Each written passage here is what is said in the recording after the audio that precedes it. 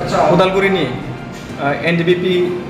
प्रोग्रेसिवनि designated केम्पआवहाय दङ बे समाव जोंजों दंफायो NDFB प्रोग्रेसिवनिनो B Bodosa बिथां पाब्लिसिटी सेक्रेटारि दा बिथांनिफ्राय जों मोनथिनो लुबैगोन गोजोन सावरायनाया बेसे गोजौ लेभेलालागै सहैखो दा बे समाव जोंनि चेनेलनि गेजेरजों बर' रायजो राजाफोरनिसिम नोंथाङा मा बुंनो सानो गिबियावनो आं बड'लेण्ड रादाब आरो बड'लेण्ड बुब्लिनि मावथि नोंथांमोनखौ गोजोननाय बावहरदों नोंथांमोना सोंनाय बायदि दिनै इन्डिया गभर्नमेन्ट आरो NDFB प्रोग्रेसिवनि जि सावरायनाय बे सावरायनाया बबे लामाजों दङ होननानै नोंथांमोना कुइसन खालामदों आं बे समाव बर' रायजो राजाफोरखौ बेखौनो बुंगोन आरो नोंथांमोननि गेजेरजों बेखौनो फोरमायनो नाजागोन जे NDFB प्रोग्रेसिव आरो इन्डिया गभर्नमेन्टनि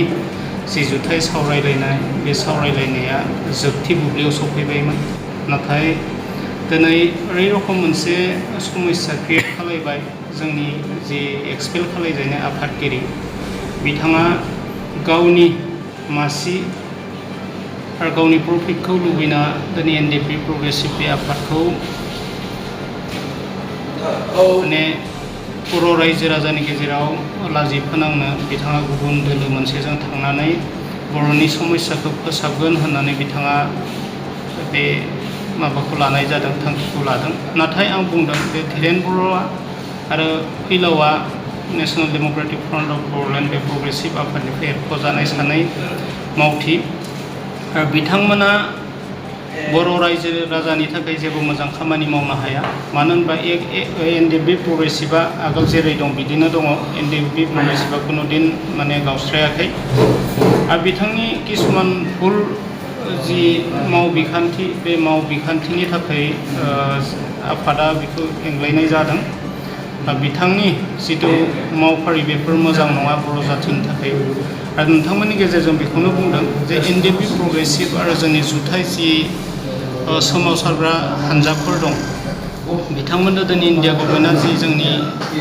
लेन्डनि थाखाय सावरायबाय दं बे सावरायनाया कन्टिनिउआस जागोन आरो जों मोजां मोनसे फिथाइखौ मोनगोन होननानै आसा फारिनानै दं आरो बेयाव बर' रायजो राजाया कुनु गोनो गोथो जानो गोनां गैया जोङो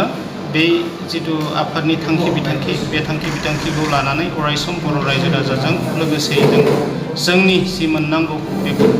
मोननो थाखाय भारत गभर्नमेन्टजों सावरायलांबाय थागोन बे समावहा जों आरो मोनसे सोंनो नागिरदों बड'लेण्ड मोननाय एबा गोदान रायजो फालिनाय जेबो क्राइटेरिया गैया होननानै जोंनि माखासे बर'नि राजखान्थिगिरि बिथांमोना फोरमायोमोन नाथाय मैया दाखालिसो काश्मीरावहा मोनसे इउटि जाना थांबाय बेनि बागै बेनोथ' फोरमान दिनै इन्डिया गभर्नमेन्टआ बुंदों जे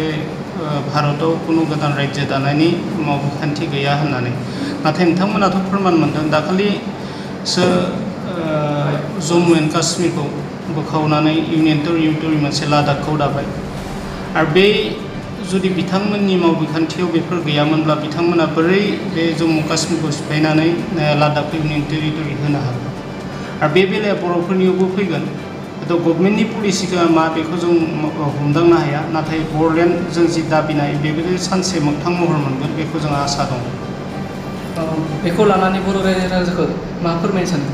बर' रायजो राजाखौ आं दिनै बेखौनो खावलायदों जे बिथांमोननि जि नंखाय फोस्रावनाय 3 मास 4 मासावनो जों सुक्ति खालामगोन जोङो मोजां बर' रायजो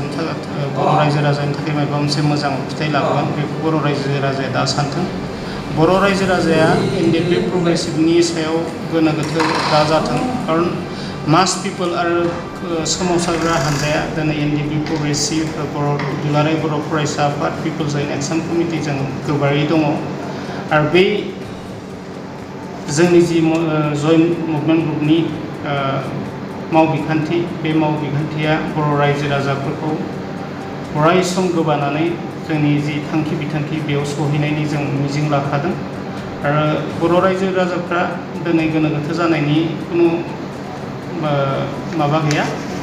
थांखि गैया खारन नोंथांमोना बेखौ मिन्थिगौ जे अरिजिनेल NDFBआ सोर